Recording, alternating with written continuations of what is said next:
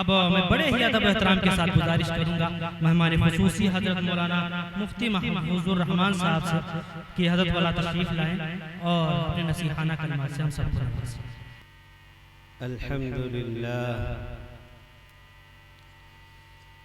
अल्हम्दुलिल्लाह नहमदुहु व नस्तईनुहु व नस्तगफिरुहु व नु'मिनु बिही व नतवक्कलु अलैहि व नऊज़ु बिल्लाहि मिन शुरूरि अनफुसिना व मिन सय्यिआति अअमालिना मन यहदिहिल्लाहु फला मुदिल्ल लहु व मन युद्लिल फला हादिय लहु ونشهد أن لا إله إلا الله وحده لا شريك له ونشهد أن سيدنا وحبيبنا وشفيعنا وسندنا وإمامنا ومولانا محمدا عبده ورسوله صلى الله تبارك وتعالى عليه وعلى آله وأصحابه وبارك وسلم تسليما كثيرا كثيرا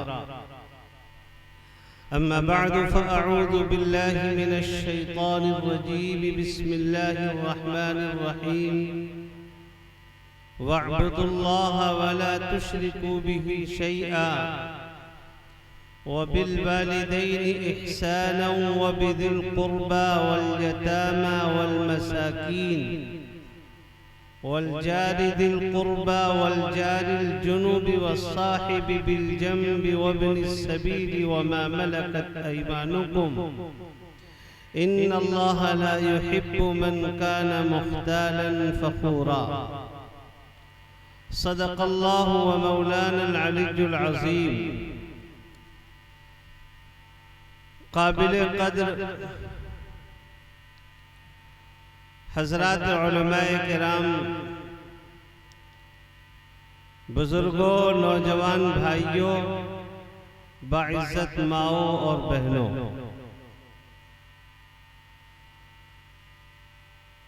इशा की नमाज के बाद से आप हज़रात ने अब तक बहुत ही कीमती, मुफीद, मुदल्लल और मुफस्सल तकरीरें समाअत फरमाई और अभी मेरे बाद मुल्क के इंतहाई नामवर शुअरा उनका कलाम भी होगा, आप हज़रात समाअत फरमाएंगे। कुरान मुक़द्दस की एक आयत करीमा मैंने आपके सामने पेश की है। अल्लाह तबारक व तआला ने इस आयत करीमा में अपने बंदों को दो बातों का हुक्म दिया है और कामिल मुसलमान, कामिल मोमिन हकीकी मानों में वही है जो दोनों बातों पर सही से अमल कर रहा हो। पहली बात तो यह है कि अल्लाह के हुकूक की अदायगी, और दूसरी बात क्या है, अल्लाह के बंदों के हुकूक की अदायगी। आज हम और आपने दीनदारी को सिर्फ और सिर्फ मस्जिद और मदरसे तक महदूद कर रखा है। हमारे ख्याल में तो सिर्फ इतना है कि जो 5 वक्ता नमाजी हो, रोजेदार हो, हज कर चुका हो, ज़कात देता हो, इसके अलावा वो कुछ भी करता रहे वो दीनदार। हालांकि ऐसा नहीं। जनाब रसूल अकरम सल्लल्लाहु तआला अलैहि वसल्लम ने इबादत को अलग बयान किया है, मुआमलात, मुआशरत, हमें समाज में कैसे रहना है, हमें अपने बड़ों के साथ कैसे पेश आना है, छोटों के साथ कैसे पेश आना है, हमारे ऊपर हमारे माँ बाप के क्या हुकूक हैं, हमारी औलाद के हम पर क्या हुकूक हैं, हमारे भाई बहनों के हम पर क्या हुकूक हैं, हम शौहर हैं तो बीवी के क्या हुकूक हैं, बीवी है तो शौहर के क्या हुकूक हैं, पड़ोसियों के, रिश्तेदारों के, इज़्ज़ा अकारिब के, दोस्त अहबाब के, गरीबों के, मातहतों के क्या क्या हुकूक बनते हैं। जो यतीम हैं, बेसहारा हैं, जिनका कोई पुरसाने हाल नहीं है, उनकी जिम्मेदारियां हमारे ऊपर क्या हैं, ये सब का सब दीन का हिस्सा है। हुजूर अकरम सल्लल्लाहु ताला अलैहि वसल्लम पर सबसे पहली वही जब नाजिल हुई, और पहली वही कौन सी नाजिल हुई? इक़रा, पढ़िए आप, तालीम हासिल करिए। अल्लाह की तरफ से सबसे पहला पैगाम जो हमारे नबी हजरत मोहम्मद मुस्तफ़ा सल्लल्लाहु अलैहि वसल्लम को और आपके हवाले से क़यामत तक आने वाले एक एक इंसान को दिया गया है, सबसे पहला हुक्म दिया गया कि आप पढ़िए, तालीम हासिल करिए, अपने उस रब को पहचानिए जो रब इंसानों का खालिक है, जिसने एक नापाक कतरे से खून का लोथड़ा बनाया और खून के लोथड़े से पूरा इंसान बनाकर जिसने तैयार किया। ऐसी तालीम हासिल करिए जिस तालीम के जरिए बंदे का ताल्लुक उसके रब से हो जाए। और ये तालीम का मामला कोई मामूली मामला नहीं था, बड़ी अहम जिम्मेदारी। अल्लाह के नबी हजरत मोहम्मद मुस्तफ़ा सल्लल्लाहु अलैहि वसल्लम जैसे ताकतवर जो लोग गए हैं मक्का मुकर्रमा, जिन्होंने गारे हिरा और गारे सौर को देखा है, उन्हें अंदाजा होगा कि अल्लाह के नबी सल्लल्लाहु ताला अलैहि वसल्लम कितने ताकतवर थे। आप पहाड़ की चोटी पर गार में बैठकर अल्लाह की इबादत करते थे, और एक दो दिन, हफ्ता, 10 दिन नहीं, 40 दिन तक उसी जगह पर रहकर इबादत करते रहते थे। और अल्लाह के नबी अलैहिस्सलातु वस्सलाम ऊपर जाते थे, नीचे उतरते थे, पैदल का मामूल था। आज हम और आप सोचते हैं तो हमें बुखार आ जाता है। ऐसे ताकतवर पैगंबर जब अल्लाह ने पढ़ने पढ़ाने की जिम्मेदारी डाली है तो क्या हुआ है? आप घर तशरीफ लाएं, घर में अम्मा खदीजा रजी अल्लाह ताला अन्हा है, आप अलैहिस्सलातु वस्सलाम की सबसे पहली बीवी, सारे ईमान वालों की माँ हजरत खदीजा रजी अल्लाह ताला अन्हा। और बीवी से ज्यादा शौहर को कौन पहचानता है? बीवी से ज्यादा शौहर के मिजाज को और शौहर के अखलाक को कोई नहीं जानता। सबसे ज्यादा शौहर को पहचानने वाली बीवी होती है। जनाब रसूलुल्लाह सल्लल्लाहु अलैहि वसल्लम ने अपनी जिम्मेदारियों को बयान किया और अपनी हालत का बयान की है। बुखारी की रिवायत है, आका ने फरमाया अब तो मुझे अपनी जान का खतरा लग रहा है। तो अम्मा खदीजा रजी अल्लाह अन्हा तसल्ली देती हैं, कल्ला, मेरे सरताज आप ऐसा क्यों कह रहे हैं? वल्लाही ला युखज़ीकल्लाहु अबदन, खुदा की कसम अल्लाह आपको कभी रुसवा नहीं करेगा। क्यों? क्यों रुसवा नहीं करेगा? आपकी वो खूबियां, आपके वो कमालात जिनका हवाला देकर अम्मा खदीजा रज़ी अल्लाह ताला अन्हा ने नबी अकरम सल्लल्लाहु अलैहि वआलिहि वसल्लम को तसल्ली दी है कि आपके अंदर ये खूबियां हैं, इन खूबियों की वजह से अल्लाह आपको रुसवा नहीं करेगा। वो खूबियां इबादत की खूबियां नहीं थी, बल्कि वो खूबियां कौन सी थी? फरमाया इन्नका लतसिलुर रहमा व तहमिलुल कल्ला व तक्सिबुल मअदूम व तक़रिज़ ज़ईफ़ व तुईनु अला नवाइबिल हक़। मेरे सरताज, आप तो रिश्तों को जोड़ते हैं, आप बेकसों के सहारा हैं, जिसका कोई कमाने वाला नहीं, आप कमा कर देते हैं, आप मेहमानों की ज़ियाफत करते हैं, कहीं कोई हादसे का शिकार हो जाए आप बढ़ चढ़ कर उनकी मदद करते हैं, जिसके अंदर ऐसी अच्छाइयां हो और खूबियां हो, अल्लाह उसको कभी ज़ाया नहीं किया करता। ये नबी सल्लल्लाहु अलैहि वसल्लम की बुनियादी खूबियां। हम अपने गिरबान में झांक कर देखें, हमारे अंदर है ये खूबी, हमारे अंदर है ये कमाल, हमारे अंदर है ये अच्छाई। आज अल्लाह माफ करे, अल्लाह माफ करे, हम मुसलमानों का तो ये हाल हो गया है कि हमारा पड़ोसी अगर तरक्की कर रहा है तो हम टांग खींचने में लगे, अगर वो परेशान है तो उसके ऊपर हम हंस रहे हैं। आज हमारा हाल ये है, दूसरों की बुराइयों को हम तलाश करते हैं और उनकी टोह में लग जाते हैं।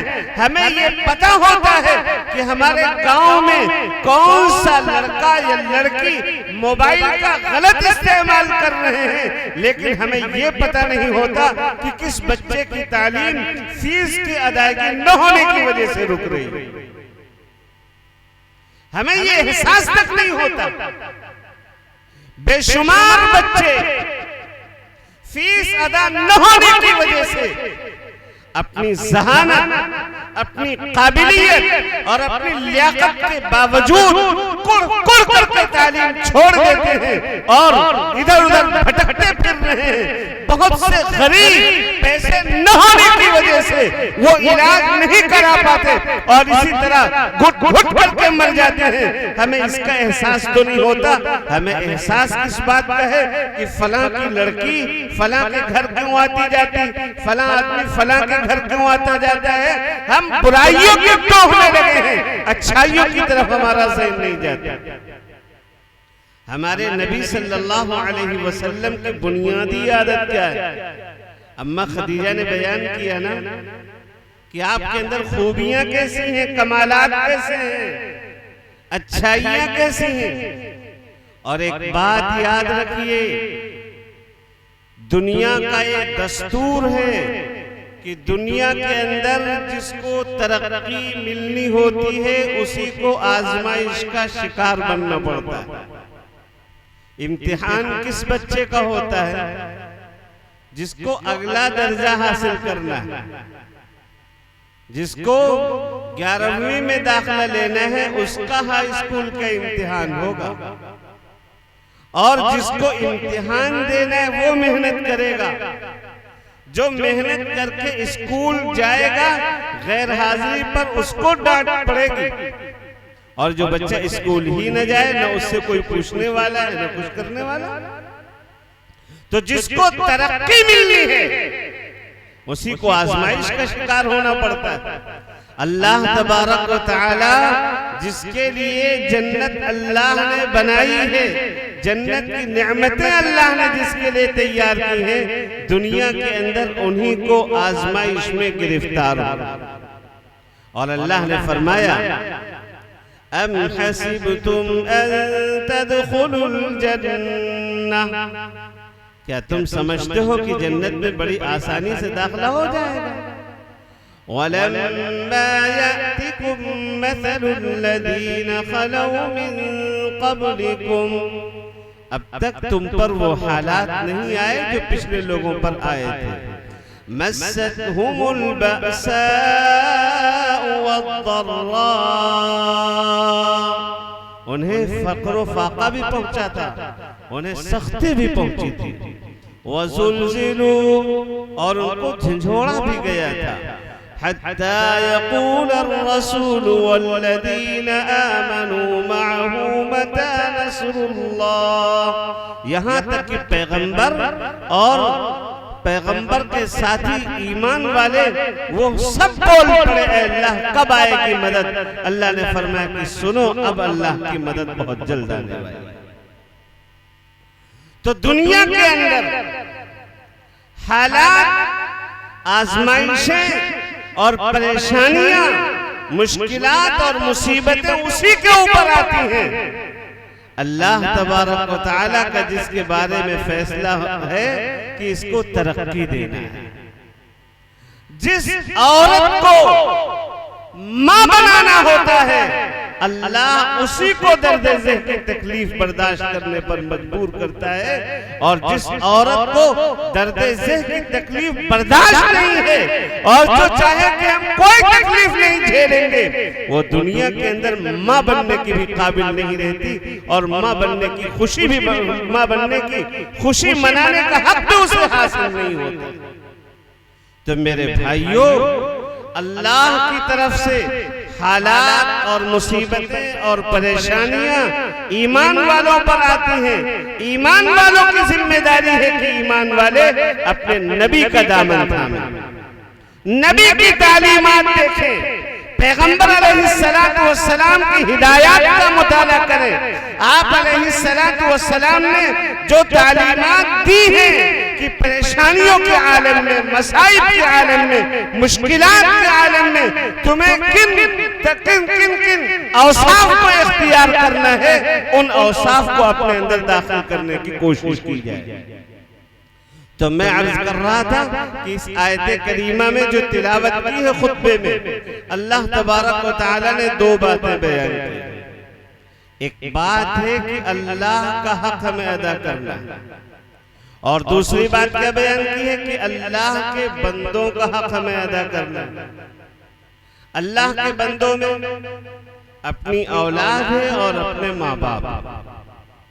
माँ बाप का हक भी अदा करना है और औलाद का भी हक अदा करना है। जैसे औलाद की जिम्मेदारी है कि माँ बाप का हक अदा करे, ऐसे माँ बाप की जिम्मेदारी है कि औलाद का हक अदा करे।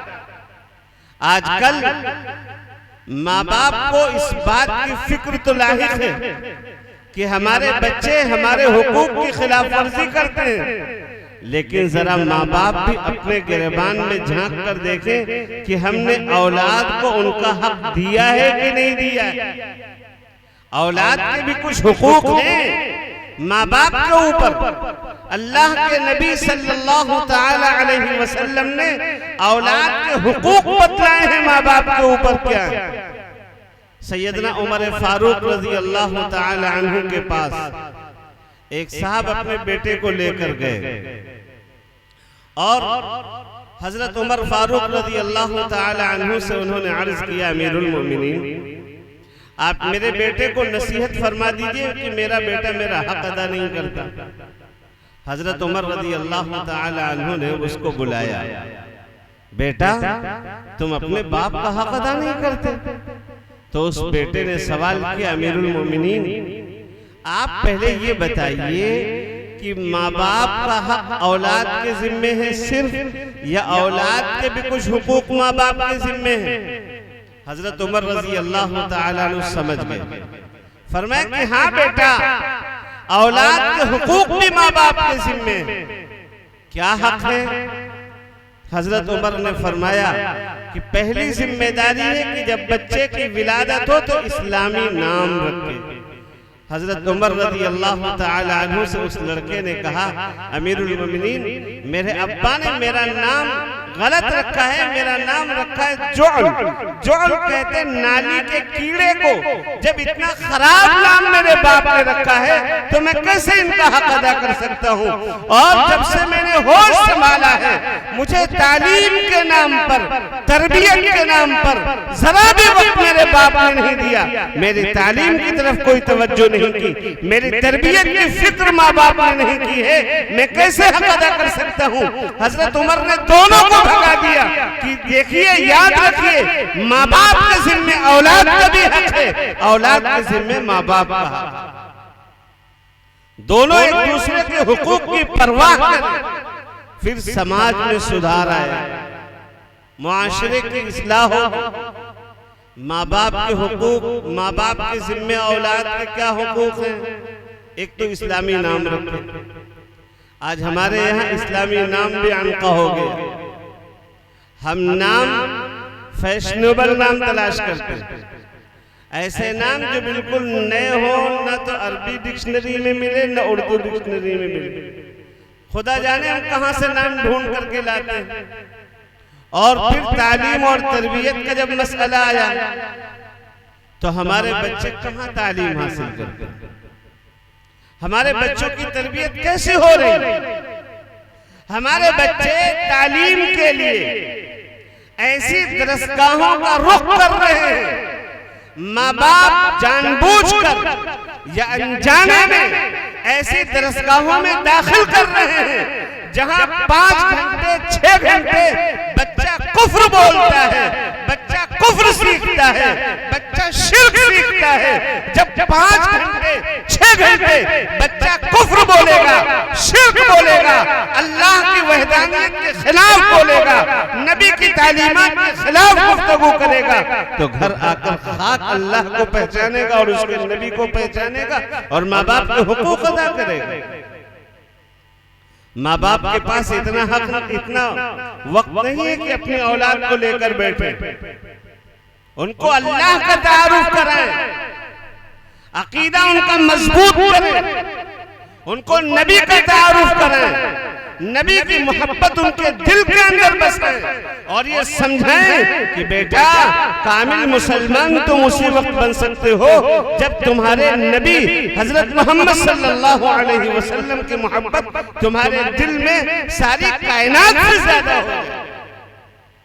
और सहाबे किराम रज़ी अल्लाहु अन्हुम अजमईन ने ये सब कर दिखाया।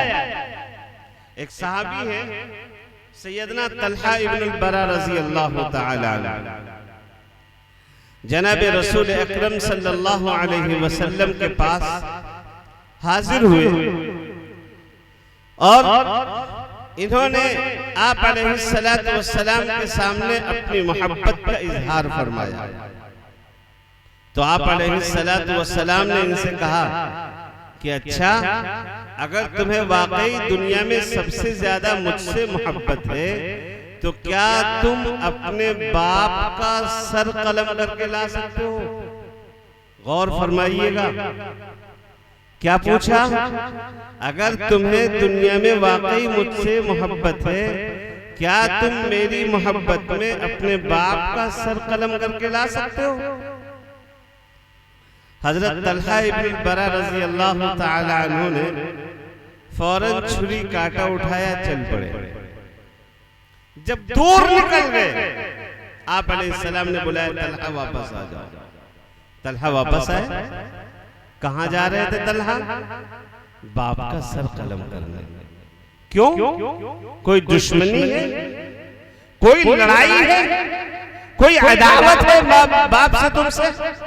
कुछ नहीं या रसूल अल्लाह, आपको खुश करने के लिए आपके हुक्म की तामील में अल्लाह के नबी सल्लल्लाहु अलैहि वसल्लम ने फरमाया तलहा बैठ जाओ। बस इम्तिहान लेना था, आजमाना था, मैं आजमा चुका। वाकई तुम मुझसे बहुत ज्यादा मोहब्बत करते हो। थोड़े दिनों के बाद तलहा बीमार पड़े। अल्लाह के नबी सल्लल्लाहु अलैहि वसल्लम अयादत के लिए तशरीफ लाए। आप अलैहिस्सलाम जब गए, तलहा की खैरियत मालूम की, आपने दुआ दी, ला बअस तहूरुन इंशाअल्लाह ताला, परेशान रहो, अल्लाह इंशाअल्लाह जल्दी सेहत देगा। और फिर वहां से हटे।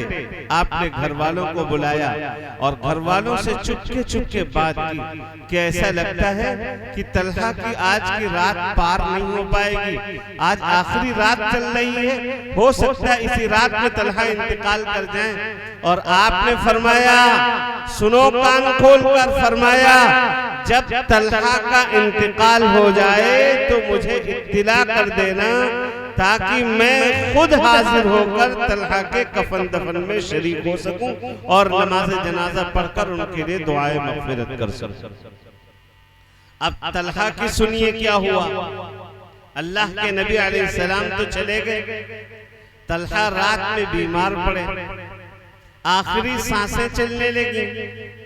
घर वालों के सामने कुछ वसीयत करना शुरू किया। कैसी मोहब्बत थी तलहा को अल्लाह के नबी से। घर वालों से वसीयत करते हुए कह रहे हैं कि देखो, जब मेरा इंतकाल हो जाए तो इंतकाल के बाद जल्दी से मुझे कफन दफन और नमाज जनाजा पढ़कर तदफीन कर देना, अल्लाह के नबी को इत्तिला न देना। घर वाले परेशान, अल्लाह के नबी को इत्तिला न देंगे। नबी अलैहिस्सलाम खुद अपनी ख्वाहिश जाहिर करके गए हैं कि जब इंतकाल हो तो मुझे बताना, मैं आकर नमाज जनाजा पढ़ाकर मगफिरत करूंगा, मगफिरत की दुआ करूंगा। लेकिन तलहा कह रहे खुदा के वास्ते मेरे इंतकाल की खबर नबी अलैहिस्सलातु वस्सलाम को न देना। क्यों? तलहा ने कहा कि रात का वक्त है, बारिश का मौसम है, रास्ते में कीचड़ है, मेरे इंतकाल की खबर अगर मेरे नबी को तुम दोगे तो हमारे नबी हजरत मोहम्मद सल्लल्लाहु अलैहि वसल्लम मेरी नमाज जनाजा पढ़ने के लिए, मुझे दफन करने के लिए मस्जिद से तशरीफ लाएंगे।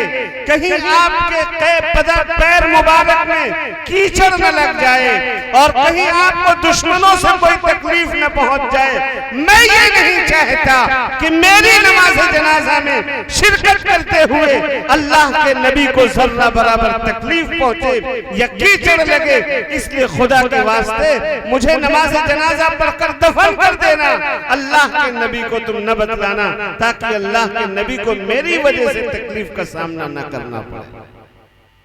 हो गया काम, तदफीन हो गई।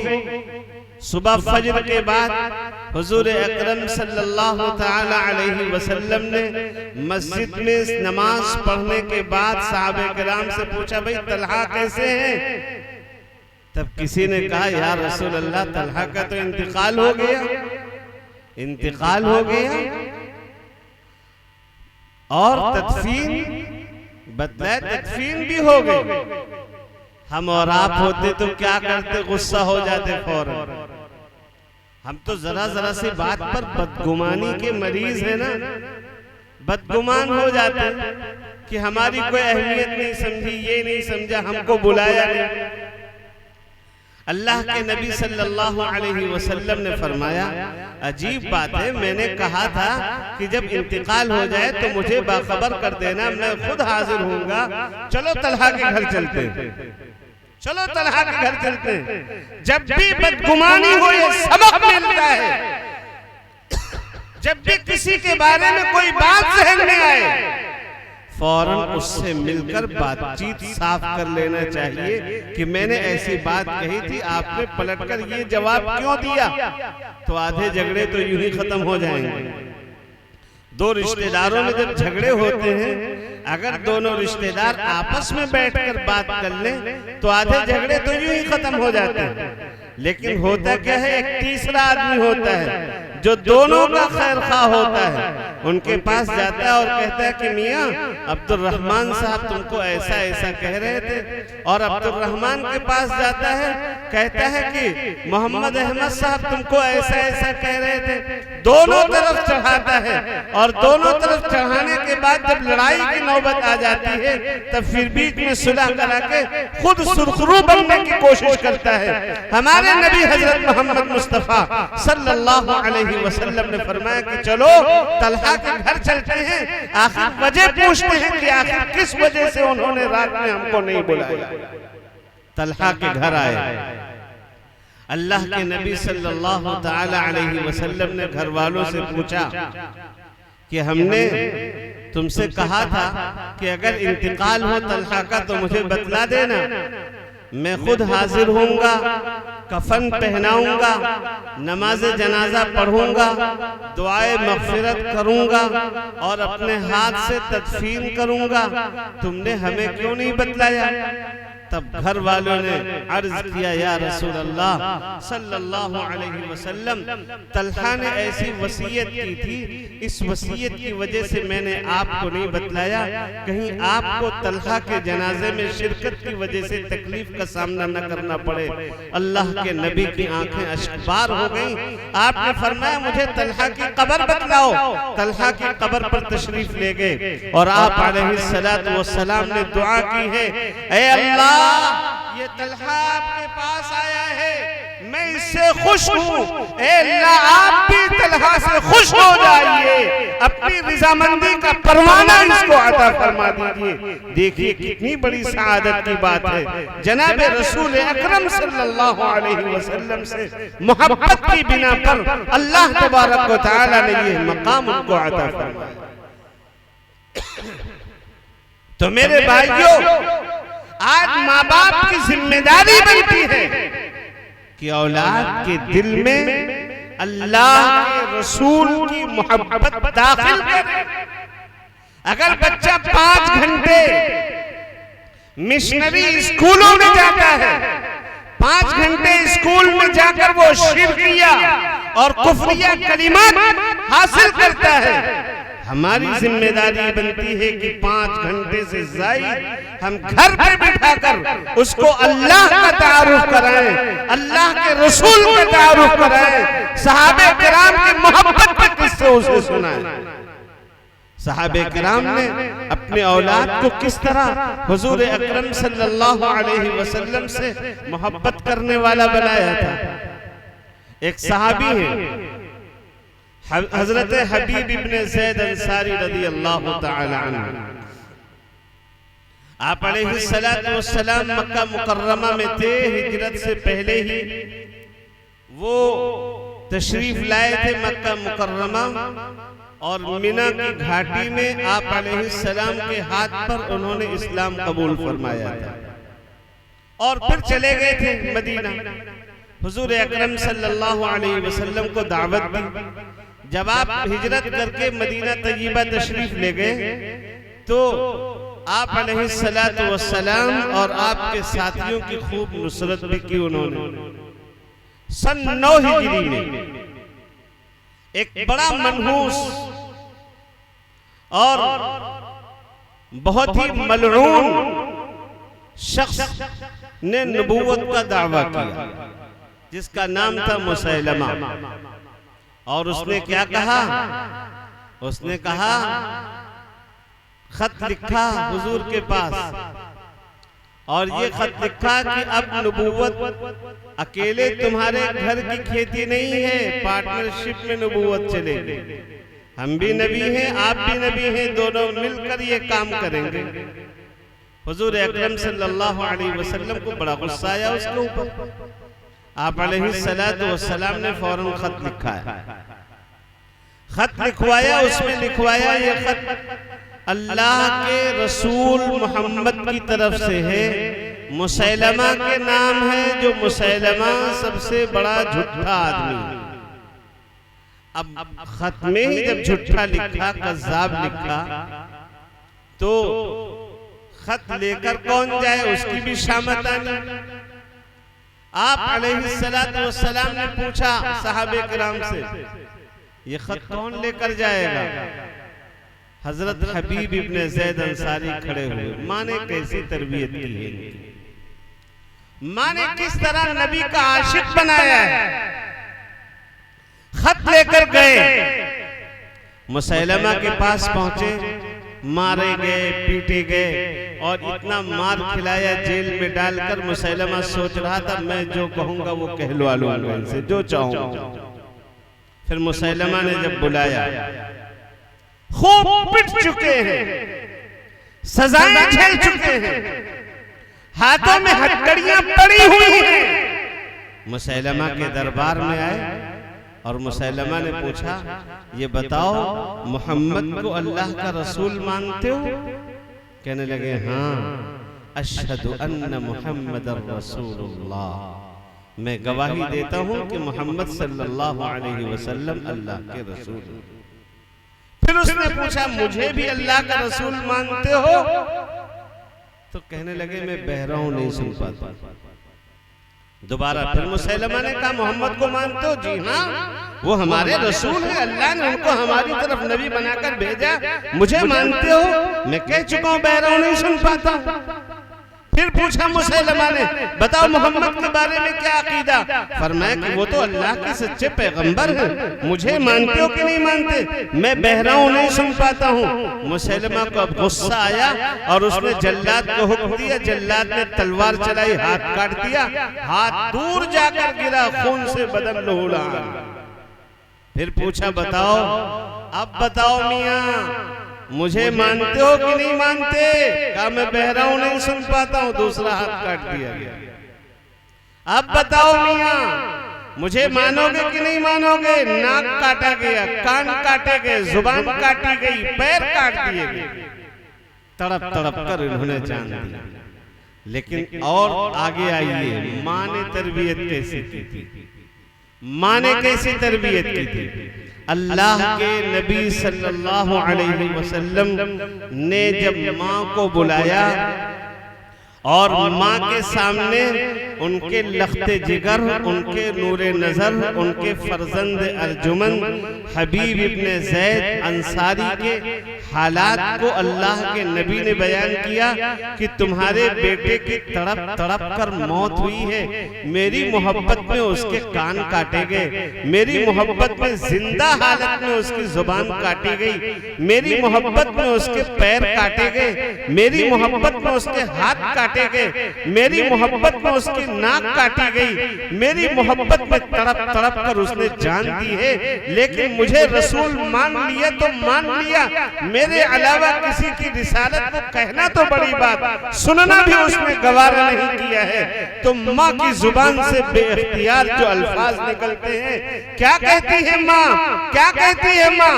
माँ कहती है यकीनन या रसूल अल्लाह, या रसूल अल्लाह, आज तक मेरे बेटे ने मेरे दूध का हक अदा कर दिया है। लिहाजा यौम अर्ज़अतहु या रसूल अल्लाह, यही दिन देखने के लिए तो मैंने अपने बेटे को दूध पिलाया था। मेरी तरबियत का हक मेरे बेटे ने आज अदा कर दिया। क्या हम भी अपने बच्चों की तरबियत करते हैं?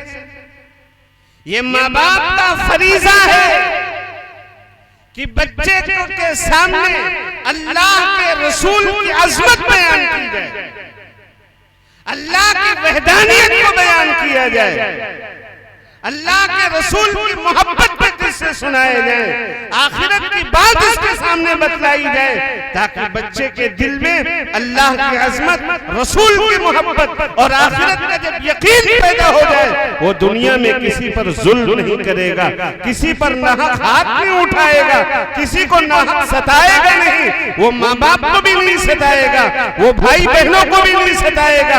उसे अगर ऊंचा ओहदा भी मिल गया, उसे कोई ऊंचा ओहदा मिल गया, वो बहुत ऊंचे मकाम पर फाइज हो गया, तो अपने मातहतों के साथ वो इंसाफ करे। लेकिन ये जिम्मेदारी किसकी बनती है? माँ बाप की बनती है। अच्छा, बच्चा बड़ा हो जाए, बड़े होने के बाद भी माँ बाप की जिम्मेदारी है ना। बच्चा बड़ा हो जाए तो अब माँ बाप की जिम्मेदारी है कि मुनासिब जगह पर उसके रिश्ते का इंतजाम करें। आज हमारे समाज में क्या है, बच्चा 25 साल का हो रहा, 30 साल के हो गए, बाज़ वक्त 35 साल के हो गए।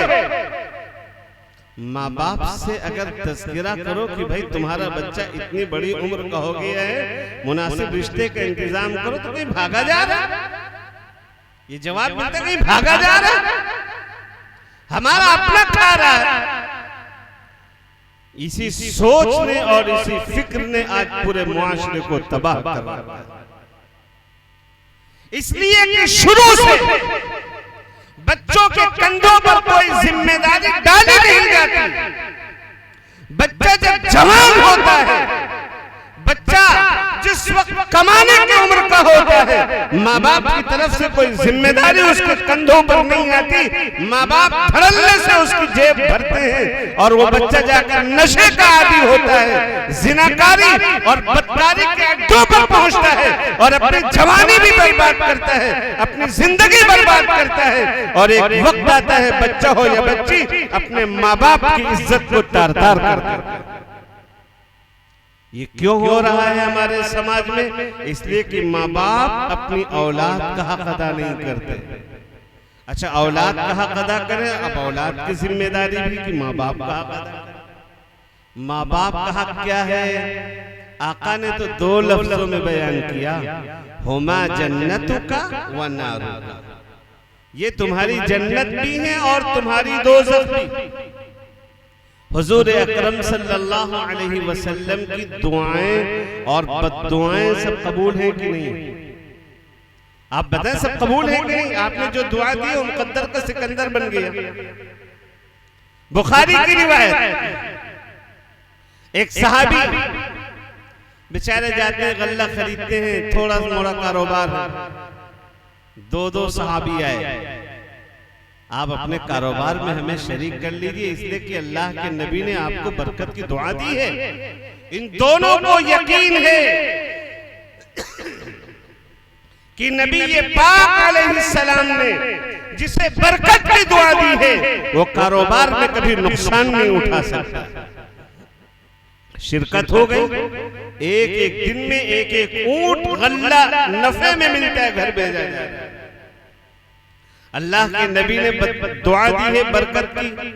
हजरत अबू हुरैरा को थोड़ी सी खजूरें अल्लाह के नबी के पास लेके आए, आपने बरकत की दुआ दी। हजरत अबू हुरैरा फरमाते हैं, नबी की दुआओं का असर, फरमाते हैं कि उससे खजूरें में हुजूर की पूरी जिंदगी भर खाता रहा और जो मिला उसे खिलाता रहा, लेकिन खजूर खत्म नहीं। हजरत अबू बकर की जिंदगी आई, दौर आया, उनके पूरे दौर में मैं उससे खजूरें खाता रहा, लोगों को खिलाता रहा, खजूरें खत्म नहीं हुई। अबू बकर का भी इंतकाल हो गया। हजरत उमर का जमाना आया, हजरत उमर की पूरी जिंदगी में खजूरें खाता रहा, लोगों को खिलाता रहा, लेकिन खजूरें खत्म नहीं हुई, हजरत उमर शहीद हो गए। हजरत उस्मान का जमाना आया, हजरत उस्मान की पूरी जिंदगी में खजूरें खाता रहा, लोगों को खिलाता रहा, लेकिन खजूरें खत्म न हुई, हजरत उस्मान शहीद हुए। उस वक्त ऐसा हादसा था, उस हादसे में वो थैली कहीं गुम हो गई, लेकिन 25-30 साल तक अल्लाह के नबी की दुआओं खजूरों में शामिल थी। उन खजूरों के अंदर खात्मे की नौबत नहीं आई, खजूरें खत्म नहीं हुई। ये नबी की दुआओं का असर। और नबी जिसे बद्दुआ दे दे, सोचिए उसकी बर्बादी में कोई शुबा, कोई शक है? अबू लहब के बेटे को नबी ने बद्दुआ दी थी। जब बेटों ने नबी अकरम अलैहिस्सलातु वस्सलाम की बेटियों को आकर तलाक दी थी, आपने बद्दुआ दी थी। और बद्दुआ का असर क्या हुआ था? मुल्क शाम जा रहा था काफिला, अबू लहब ने खूब समझा बुझा कर भेजा था लोगों को कि देखो, मुझे डर है कहीं मोहम्मद की बद्दुआ मेरे बेटे को न लग जाए, इसलिए मेरे बेटे की देखरेख करना। जब रात में क़याम हुआ तो लोगों ने अपना सामान रखा, सामान के बीचों बीच अबू लहब के बेटे को सुलाया और फिर चारों तरफ सो गए कि कोई भी जंगली जानवर आएगा पहले हमें खाएगा, हम मर जाएंगे तब अबू लहब के बेटे पर आंच आएगी। लेकिन जब सुबह हुई तो क्या देखते हैं कि अबू लहब का बेटा मरा हुआ पड़ा है और किसी के ऊपर कोई निशान नहीं है।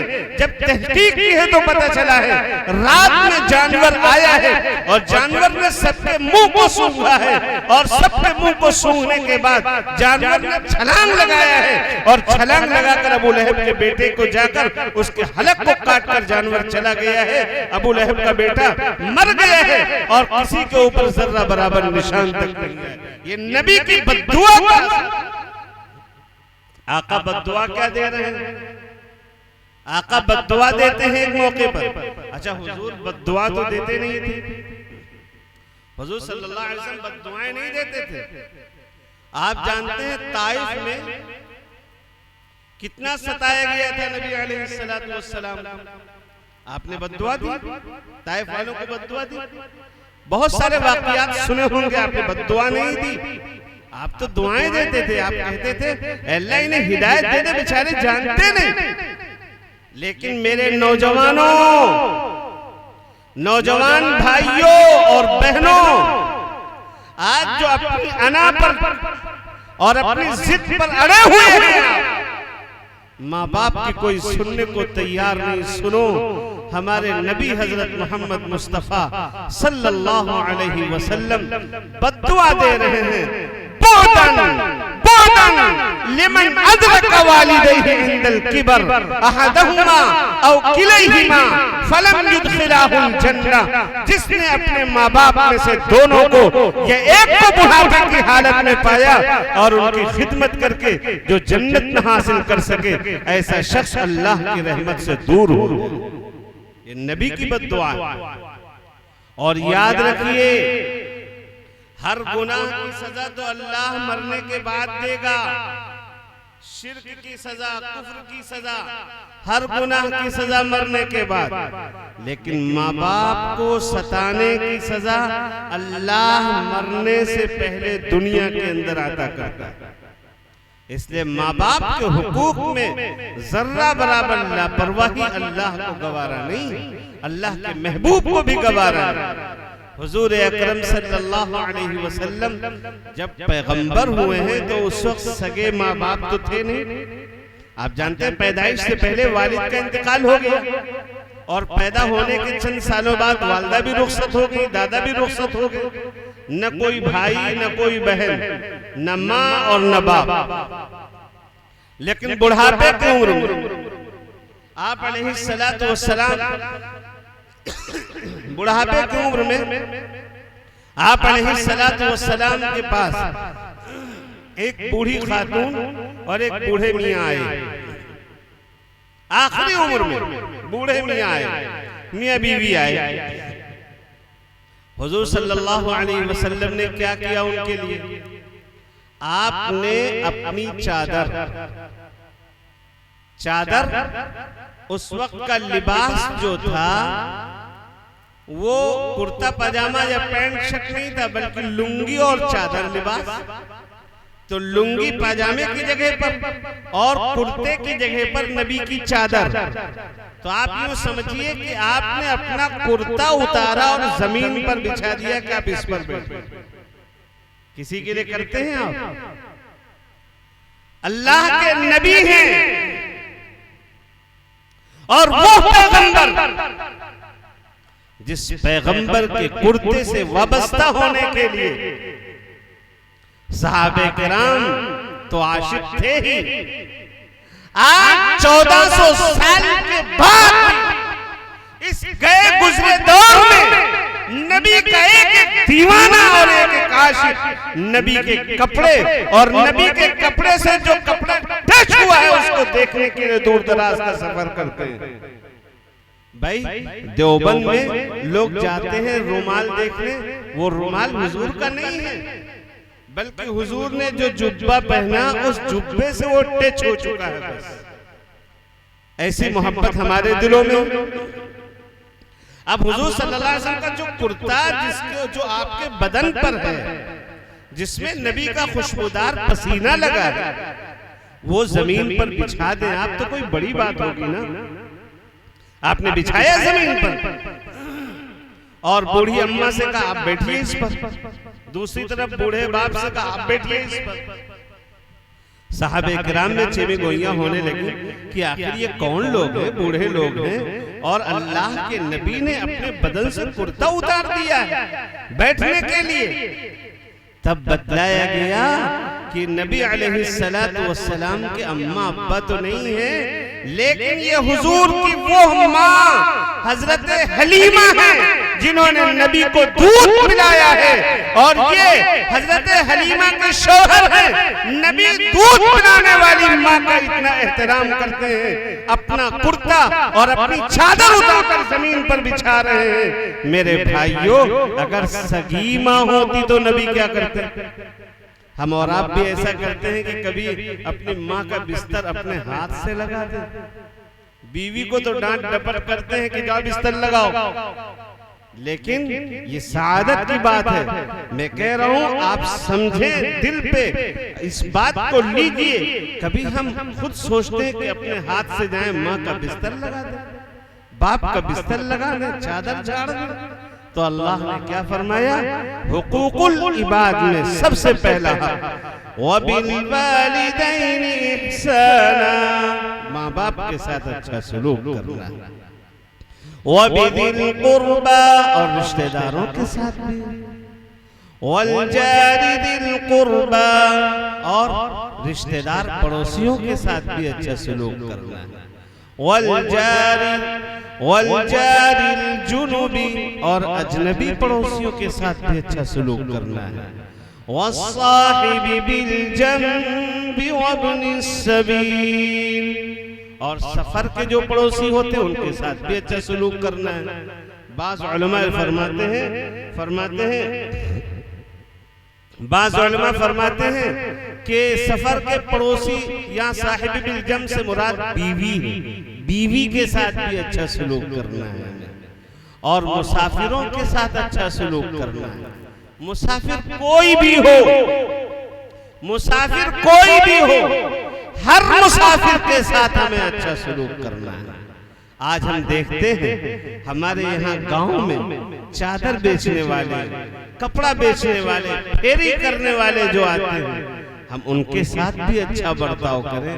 जब हर मुसाफिर के साथ अच्छा सलूक करने की बात की गई तो वो मुसाफिर जिन्होंने अपना सब कुछ छोड़ रखा है अल्लाह के दीन को हासिल करने के लिए, उनके लिए हम सब कुछ अपना माल कुर्बान करें, ये कितनी सआदत की बात है। अल्लाह ताला ने कुरान मुकद्दस में फरमाया कि तुम्हारे माल का मुस्तहिक कौन है? फरमाया लिल फुकरा अल्लज़ीना उहसिरू फी सबीलिल्लाह, उन फुकरा के लिए माल खर्च करो जिनको राहे खुदा में रोक दिया गया है, जो बेचारे पढ़ने और पढ़ाने में बिजी हैं, पढ़ने पढ़ाने में मसरूफ हैं। ला यस्ततीऊन दरबन फिल अर्द, वो सफर नहीं कर सकते, कारोबार नहीं कर सकते, इसलिए कि कारोबार करेंगे तो पढ़ने पढ़ाने में हरज होगा, कारोबार करेंगे तो दीनी तालीम का नुकसान होगा, कारोबार करेंगे कुरान के हाफिज होना बंद हो जाएंगे। आप याद रखिए, इन इदारों का ताउन करना, इन इदारों की मदद करना ये वक्त का अहम फरीज़ा है। और मैं एक बात और अर्ज कर दूं, आज इस्लाम दुश्मन ताकतों की निगाहों में ये छोटे छोटे मकाती या बड़े बड़े मदारिस ये कांटे की तरह खटक रहे हैं, उनकी निगाहों में ये इदारे गड़ रहे हैं, उन्हें तकलीफ होती है, ये इदारे चुभते हैं, उनकी निगाहों में तकलीफ होती है और उनकी कोशिश ये है कि इन इदारों में ताला लग जाए, बंद हो जाए, अल्लाह का नाम न लिया जाए। लेकिन मैं इस वक्त आसमान के नीचे बैठा हुआ आप हज़रात की मौजूदगी में, उलमाए किराम की मौजूदगी में बड़ी जिम्मेदारी और बड़े एहतिमाद के साथ कह रहा हूँ, जब तक यह इदारे कायम हैं, अल्लाह का नाम जब तक दुनिया में बाकी है, अल्लाह का नाम पढ़ने और पढ़ाने वाले, सीखने और सिखाने वाले, जानने और बताने वाले दुनिया के अंदर मौजूद हैं, दुनिया का निजाम बाकी है। और जिस दिन तुम्हारी साजिशों में आकर ये इदारे बंद हो गए, अल्लाह का नाम लेने वाले खत्म हो गए, तो उस वक्त क़यामत बर्पा हो जाएगी। न तुम्हारी हुकूमतें रहेंगी, न वजारतें रहेंगी, न आसमान रहेगा, न जमीन, न चांद, न सूरज, न सितारे, न पेड़ पौधे। क़यामत कायम कर दी जाएगी। दुनिया कायम है इन इदारों की बरकत से, दुनिया कायम है कुरान और अल्लाह के नाम की बरकत से।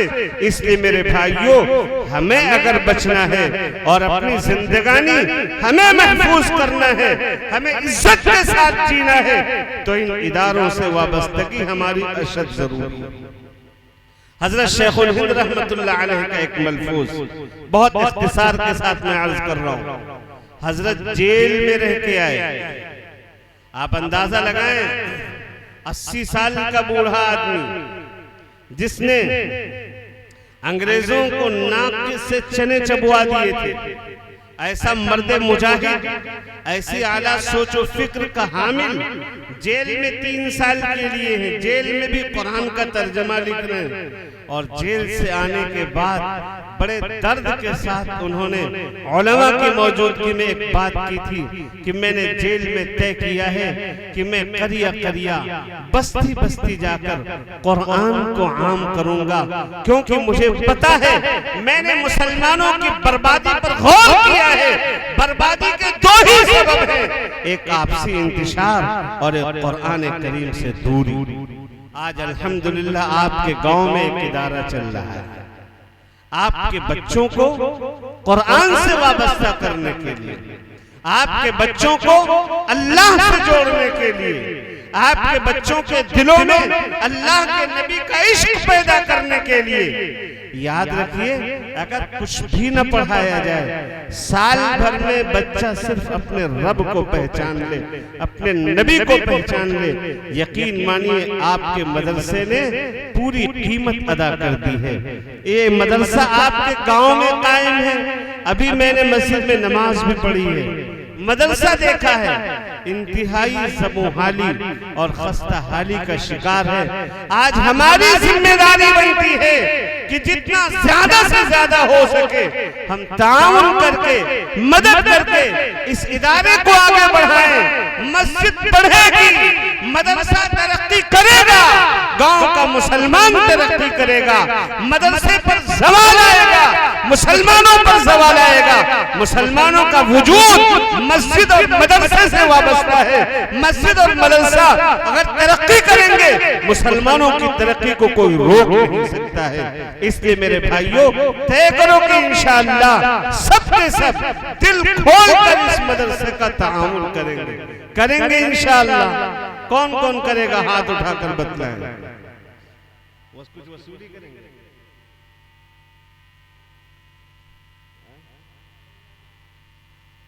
भाई, जिन हजरात को जो भी देना है इस मदरसे के सिलसिले में आकर अपने हिसाब से दे दे, अपने एतबार से।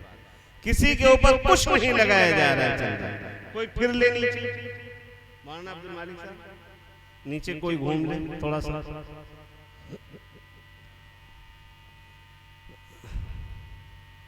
नीचे घूम लीजिए।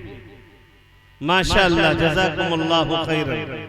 हुजूर अकरम सल्लल्लाहु ताला अलैहि वसल्लम भी चंदा फरमाते थे। अब्दुल्ला इब्न अबी औफा रज़ी अल्लाह ताला अन्हु ये फरमाते हैं कि हुजूर अकरम सल्लल्लाहु अलैहि वसल्लम के पास मेरे बाप भी सदक़े का माल लेकर गए तो आपने दुआ फरमाई थी, अल्लाहुम्मा सल्ली अला आलि अबी औफा, ऐ अल्लाह अबू औफा के घर वालों पर रहमत नाज़िल फरमाइए। तो हुजूर अकरम सल्लल्लाहु अलैहि वसल्लम की सुन्नत है चंदा करना। चंदा जो आदमी देता है दीन के नाम पर, अल्लाह के नाम पर, कुरान के नाम पर, रसूलुल्लाह के नाम पर, नबी अकरम सल्लल्लाहु अलैहि वसल्लम की दुआओं में वो हिस्सेदार बन जाता है। इसलिए बढ़ चढ़ कर इसमें ताउन करें, जितना ज्यादा से ज्यादा हो सके आप ताउन करें। ये अभी दें, जिनके पास नहीं है वो 1000, 2000, 3000, 5000, 10000 अपनी हैसियत के मुताबिक इस इदारे में लगाएं। याद रखिए, आपके गाड़ी कमाई का एक ईंटा भी मदरसे में लग गया तो जब तक मदरसे में वो ईंटा बाकी रहेगा, कोई बच्चा अल्लाह का नाम लेता रहेगा, आप रहे न रहे, आप कब्र के अंदर रहे, आप हश्र में पहुंच जाएं, आपके नामे अमाल में नेकियों का सिलसिला जारी रहेगा। इसलिए ज्यादा से ज्यादा ताउन फरमाएं। माशाअल्लाह हम देख रहे हैं लोग लाकर दे रहे हैं। अल्लाह तबारक व तआला इनके जान में माल में बरकत अता फरमाए। हमारी माए बहनें भी किसी से कम नहीं है। कोई माँ बहनों में से कोई माँ बहनों ही में से अंदर घूम ले और लाकर यहाँ जमा करा दे। कोई छोटी बच्ची हो या छोटा बच्चा हो इधर से भेज दे ताकि हमारी माँ बहनें भी जो इसमें हिस्सा लेना चाहें वो इसमें ले सकती हैं हिस्सा। दारुल देवबंद में वहाँ दारुल देवबंद के सपूत स्टेज पर बहुत सारे तशरीफ फरमा हैं, जानते हैं आप हजरात ने भी सुना होगा। वहाँ मस्जिद में जो गोलक रखा हुआ है, जब गोलक खुलता है तो बहुत सी माँ बहनों के जेवरात उसमें निकलते हैं। माए बहनें चंदे में अपने कान की बालियां दे देते हैं। हुजूर अकरम सल्लल्लाहु अलैहि वसल्लम ने ईद की नमाज पढ़ी, सैयदना बिलाल रज़ी अल्लाह ताला अन्हु को लेकर फिर औरतों के मजमे में गए और आपने सदक़े की बात की तो हजरत बिलाल फरमाते हैं कि उस वक्त सहाबे किराम की माए बहनें, उनकी अज़वाज, उनकी ज़ौजात वो कान की बालियां और हाथों की अंगूठियां ये नबी अकरम अलैहिस्सलाम को चंदे में दे रही थी। अगर हम थोड़ा मोड़ा पैसा भी दे दें ये हमारे लिए सआदतमंदी की बात होगी। अल्लाह तबारक व तआला हम सबको मजीद तौफीक अता फरमाए और ज्यादा से ज्यादा अल्लाह बस जिसके पास न हो वो लिखवा दे। माशाअल्लाह जिम्मेदारों की तरफ से ये बात भी आ गई है कि जिनके पास न हो वो लिखवा दे। आप हजरात नाम बता दें जो 2000, 3000, 5000 देना चाहें वो लिखवा दें। और ये न सोचिए कि हम छुपा कर सदका देंगे उसी में ज्यादा सवाब है। कभी कभार जाहिर करके सदका देने में ज्यादा सवाब होता है। लिखा दे भाई माशाअल्लाह।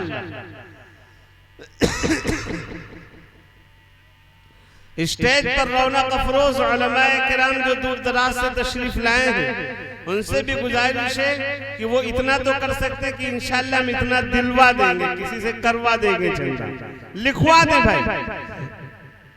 अल्लाह ताला ने फरमाया इन तुबदु सदकाति फनिम्मा ही, अगर तुम सदकात को जाहिर करके दो तो ये भी बड़ी अच्छी बात है, ये भी बेहतर है, कोई बुराई नहीं इसमें। सदकात जाहिर करके दो ताकि दूसरों को सबक मिले।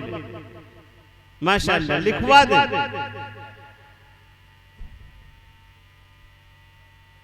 आप हजरात ने माशाअल्लाह बहुत दिया।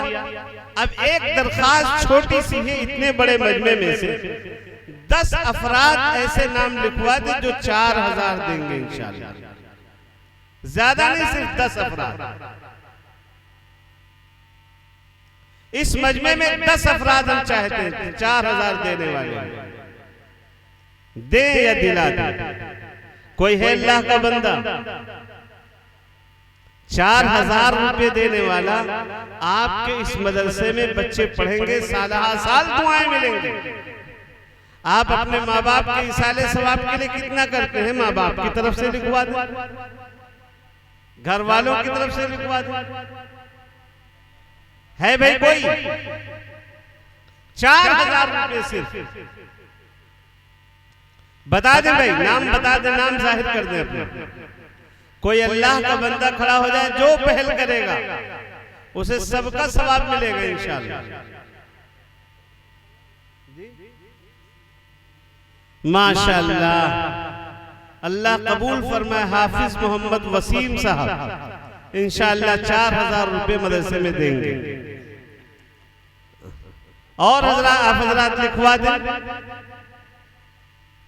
आप 10 दिन में 15 दिन में जब इंतजाम हो जाए दे दीजिए। हाफिज मोहम्मद वसीम साहब अल्लाह जज़ाए खैर अता फरमाए। और बताएं भाई, इतना बड़ा मजमा हमारी माए बहनें भी उधर बैठी हुई हैं। और बताएं भाई, हाफिज मोहम्मद वसीम साहब 4000 रुपए। और है कोई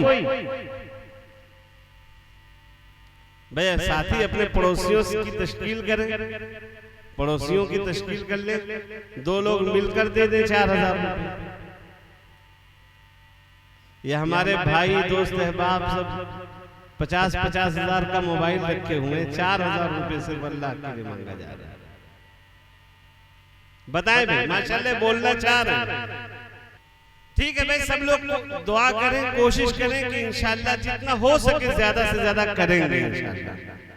कुरान करीम की आयत जो मैंने पढ़ी थी उसका तर्जमा करके अपनी बात मुकम्मल कर रहा हूं। अल्लाह तबारक व तआला ने क्या फरमाया?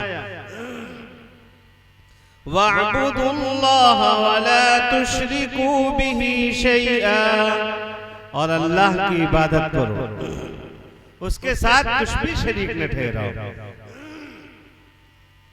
वबिल वालिदैनि इहसाना, माँ बाप के साथ अच्छा बर्ताव करो। वबिदिल कुर्बा, और रिश्तेदारों के साथ भी अच्छा बर्ताव करो। वल्यतामा वल्मसाकीन, यतीमों के साथ अच्छा सलूक करो। मिस्कीनों और गरीबों के साथ अच्छा बर्ताव करो। वल्जारि दिल कुर्बा, रिश्तेदार पड़ोसियों के साथ अच्छा सलूक करो।